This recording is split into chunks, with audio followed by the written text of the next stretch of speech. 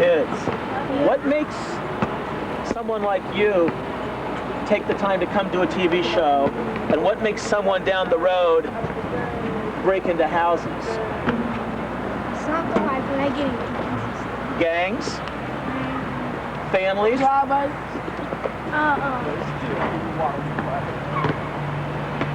Sometimes it's about the friends that hang with. Yeah, sometimes about the rags and stuff. The gang initiated. So you've seen people break into houses. What other kinds of I got things? broken mine. What other kind of things have you seen? People getting killed.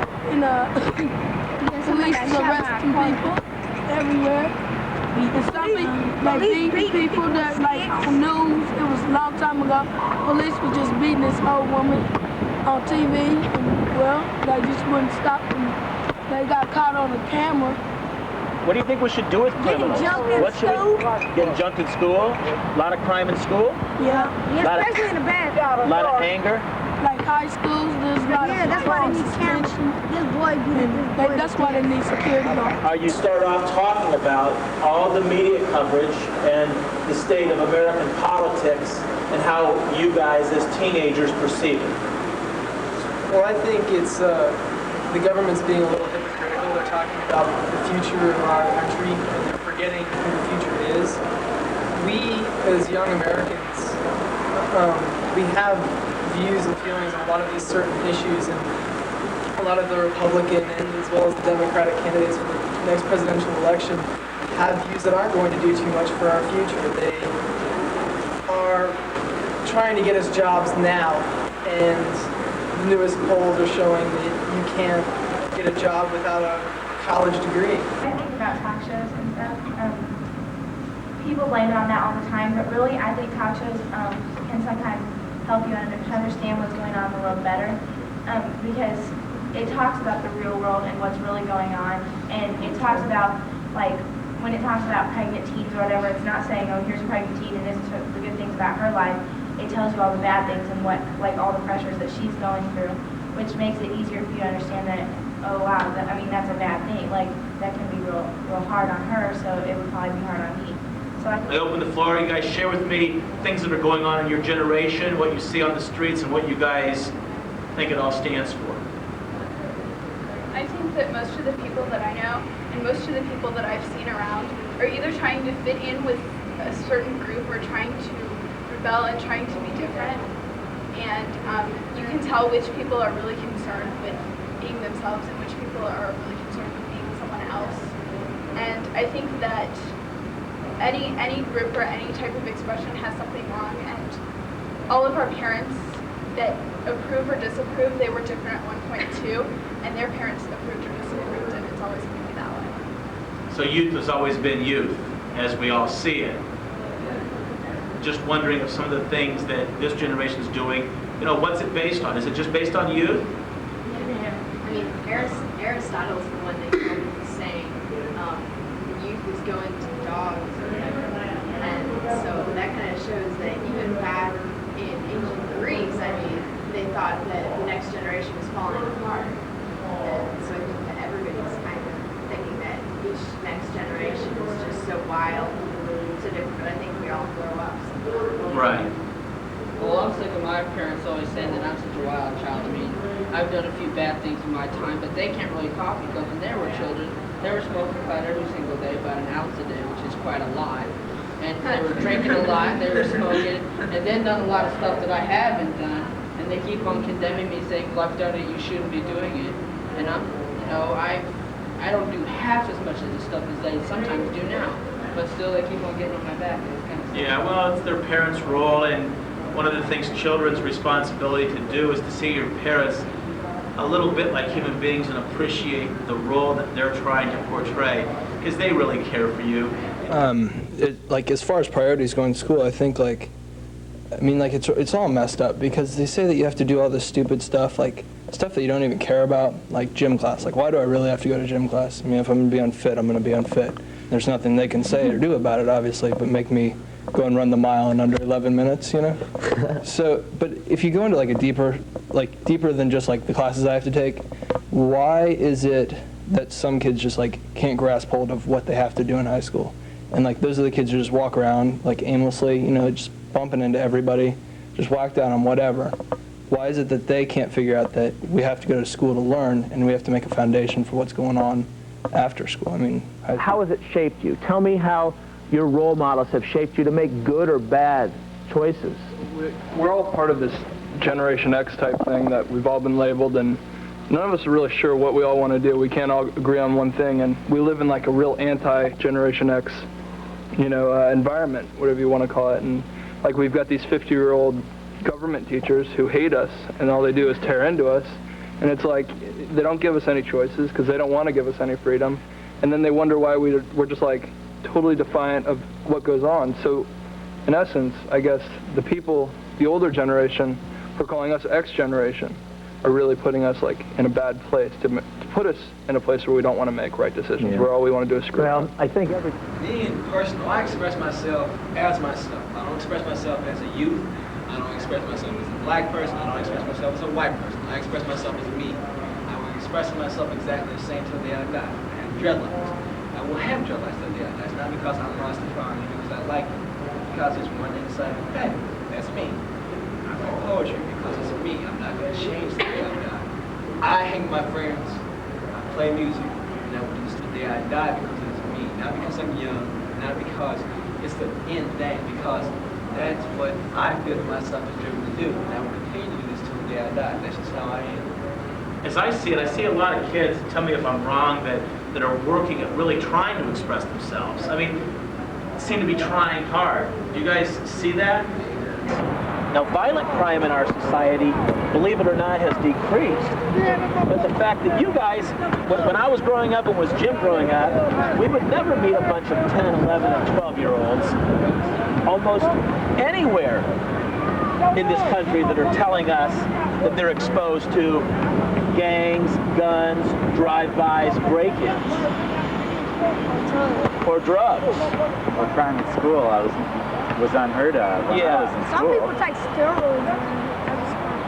You find needles. One of the reasons I enjoy teaching and assembling a group of guys like you is there's too many kids asking why, and there's too many people in school not asking why. I explain to kids, why do you got to study? Why do you got to do this? And I say you learn a little bit of a discipline and learn to do things in life young that you don't want to do, because that's what life's going to be. But then there's a whole other group of people that don't want to do anything. They don't want to come with books, they don't want to come with pencils, and they've accepted a degree of complacency and anger and ineptitude that brings down the level of other students. Yeah, and that's the thing with the school that I go to, is the majority of students are like that, and it's completely disruptive, especially this year with 2 other schools were brought into our school, and it's just too crowded. I mean, gang fight. I mean, it's violent.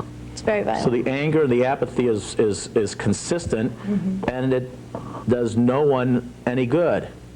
How do we deal with it? Well, I think if we had classes that were based more like towards what we want to do with our lives, instead of classes that no one was really interested in taking, they're just there to get more of a well-rounded education. I mean, I know they're important, but if we had more classes that were directly related to what we want to do with our lives. Well, I'm looking at it from a moral standpoint of view, capital punishment. Yes. I don't feel we should do it because different religions teach. For one thing, different religions teach that the revenge will be God's. Gandhi once said that an eye for an eye would just make the whole world blind. Yeah. And so, but what do we do when we hear the excuses that we don't have the money to keep them in jail? You don't have the money. Do you know how much it costs to keep somebody in jail for 100 years? It's something like $2.6 billion, and that's one man in solitary confinement for 100 years. And you got these people that are being assigned, you know, mass murderers or whatever. You know, they're getting assigned 200 years. Because I know I got a few people here from church groups, and I know I got a couple different races. Tell me someone that is religious. Tell me how religion has helped you form good choices. Well, I go to church a lot, and decisions, you're supposed to be, you know, like good, you know, but sometimes you don't want to be good, but sometimes you have to, because the church leaders in my church kind of force that upon you.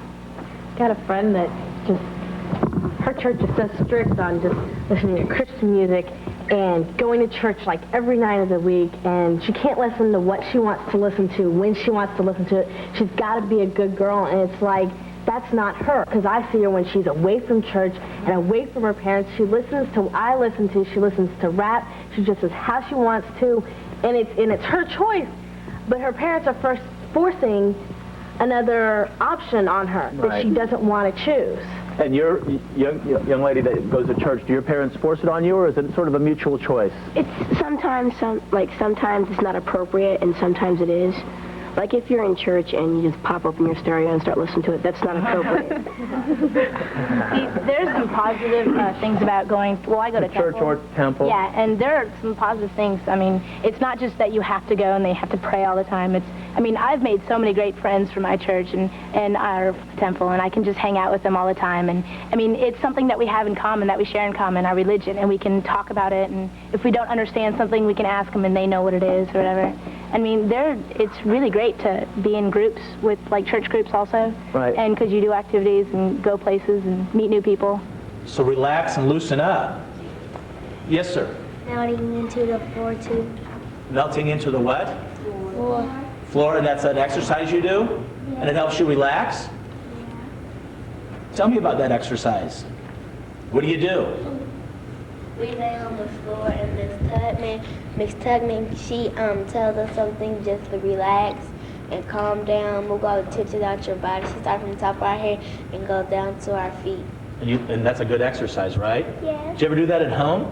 No. Could you do it at home? Yes. Will you start doing it at home? Yes. Maybe? Never. Because, you know, sometimes you relax in certain places, and you should do it more often.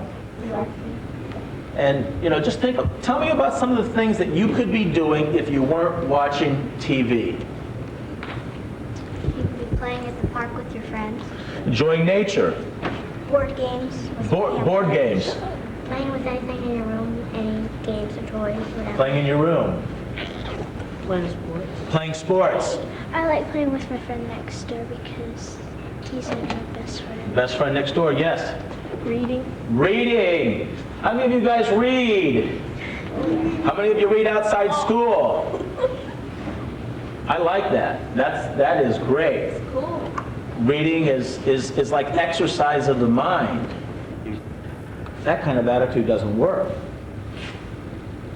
I think that one of the things that makes society seem so bad is that even though the youth are growing up and we're growing, they mark us down as we're young, and because of the way our parents have been raised, they change the way we look at things. So when we go to school, somebody call you nigger, I'm learning that nigger is not black, it's not that, it means ignorant. So anybody can be a nigger. Right. And I'm learning that. Especially the person calling you that. Right. I mean, I'm learning that, and I would sit there and say, I'm not that. You can call me, in Spanish, you can call me negro, but I'm not that. And I'm taking that, I'm telling my friends, any of my friends, I take that as a simple thing is, you're not a nigger for the simple fact you're not ignorant. And the only reason why people put themselves down is because back in the day, because like she said, just because we view whites higher, it doesn't mean we don't have a brain. All you gotta do is put your mind to things. If you can put your mind to things, you can grow. Simple. Just because you're white or black, Hispanic, Chinese, whatever, you can do whatever you want to do. All you gotta do is believe that you can do it. Well, next, I'm not prejudiced in that, but if any person hates me, I'm gonna hate them back. You know what I'm saying? That's not a good choice, though. I know what you're saying. I mean, because if he hate me, I mean, what use is me? What use is for me trying to go up there and trying to be his friend and stuff? But if every time I see him or something, he wants to fight me or something for some reason. So if he talks crazy to me, I'm gonna talk crazy back. I'm not just gonna sit there and just get put down. He's not talking at all. And get my feelings hurt for no reason. You know? Well, someone talks crazy to you, are you gonna talk crazy back? Yeah. You are? Yeah. I ain't gonna sit there and make it look like I'm a punk or something. Yeah, well, it's like he hits you in school, he gets kicked out, you're gonna hit him back, and you guys are teenagers. I know if I get hit by someone, I'm probably not gonna him back. You know, I'm too pretty to get my face messed up on some crazy maniac who wants to bust up my face. One of the big problems with teachers and students communicating is the amount of tension in a lot of school situations. Like in every school that I've ever I've ever participated in my life, and there have been quite a few. There's always a mass amount of tension. Students have a big problem communicating with the teachers because they feel repressed, like the teachers are always out to get them. In some cases, that is accurate, but not in all of them. In a school situation, the student needs to know before he or she goes in, what they want to get out of it, where they want to go, what they want school to do for them, and that all boils down to choosing what classes you want to lead in your profession. And then, it's 50-50. It all starts with a compromise, like the students going in with a positive attitude, saying, this is gonna not be too happening for a while, but I've got to get used to it. Be positive. Listen to those announcements. Be friendly to all people. It will be one of the best feelings you'll ever get. And thank you very much for coming. I really do appreciate it.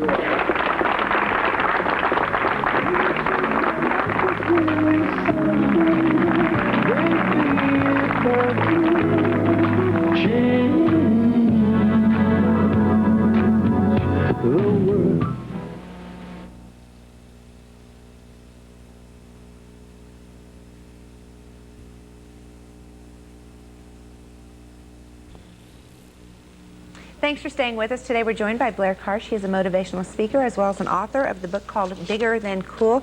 A lot of very interesting poems in this book geared towards positive thinking, teens.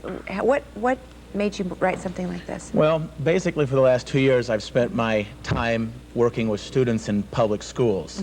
I see the time and the choices that they make, and it's not so productive. So amidst the day, I observe kids and the choices they're making, and I write about them. I try to put them in a positive perspective in their language with a rhythm and a beat that is conducive towards them thinking and capturing their attention span. What are you hoping to do over the next couple of years with your books and with your motivational speaking? Are you wanting to change the way people think? Yeah, by all means. I see that kids are sort of zoned out, a little bit hypnotized with the choices they make. And I hope to find a national publisher that will not only put the book out nationally, but put it on tape. And just like a good song, just like a good TV show, capture these kids' attention span and let them sort of immerse themselves in the subjects that we talk about. Now, the poems that are in here, we read through quite a few of them. These are inspired by youths and teens. Basically, do you talk to people, come up with the ideas, talk to some of the different things that they've been through, their past experiences? Yeah, like one poem I could think of, a young man said, I live with my grandmother. And he didn't really understand why he lived with his grandmother, and I wrote a poem about that, and it put in perspective why he lives with his grandmother. And be it divorce, AIDS, alcohol use, positive things like just empowerment and understanding why you're making choices is what I observe and what I try to help them further understand. And it's really fun. They're turned on by the spontaneity, as all youth are, and they're inspired by the message. And versus reading a book or getting a lecture from someone a little stern, shorter and sweeter. They like the short and simple. Where can they buy this book? The book is available in about 15 or 20 bookstores locally. It's at both Borders bookstores. It's at Chapters. It's at the Children's Museum, which has a fantastic bookstore. It's at the Broad Ripple venues, Modern Times, Grateful Threads, a bookstore called Synergy, New Age People.